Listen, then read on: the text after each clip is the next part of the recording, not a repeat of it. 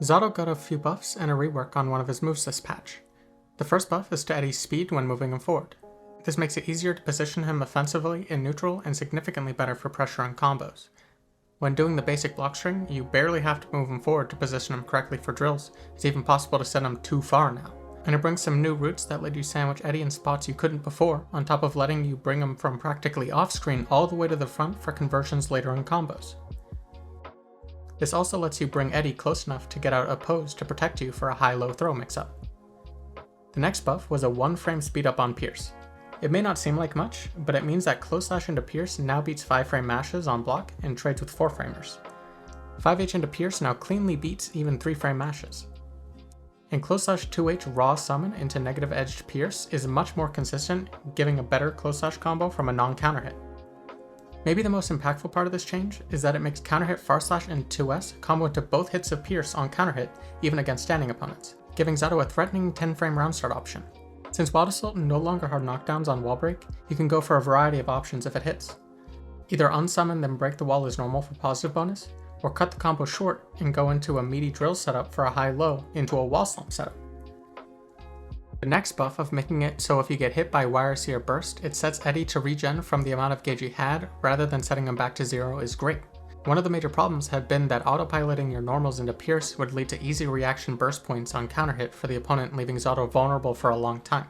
But now from 5H counter hit, it practically blinks red for a couple frames, then you're back to full.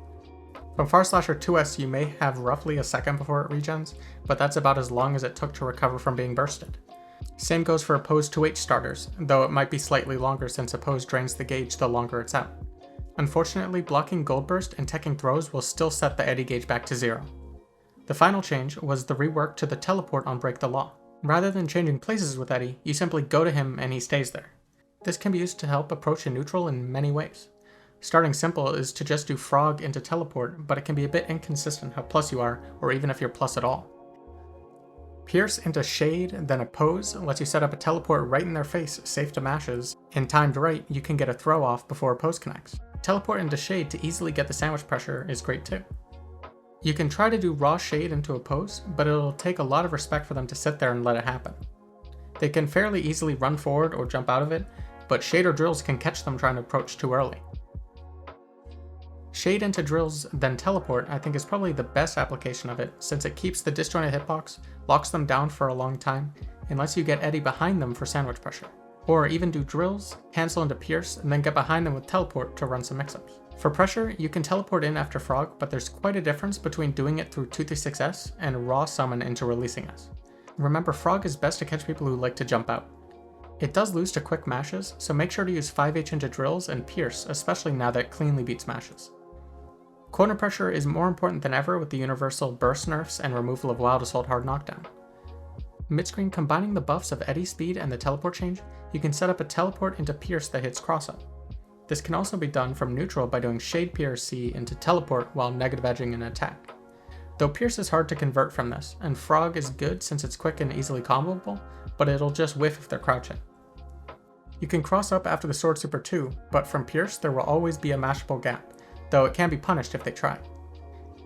Drills is better for being anti-mash, giving a full combo on hit and more lockdown on block. The teleport can be used to help convert from full screen Frog in routes like this, but there's generally a better combo to do. Though you can set up Oki by unsummoning then resummoning into Oppose, leaving you +6. This rework is also great for Oki, and in this situation you can do a meaty 5P into Shade to set up sandwich pressure. It also lets you steal the corner easily after a back to corner 2K2D, setting up a 50-50.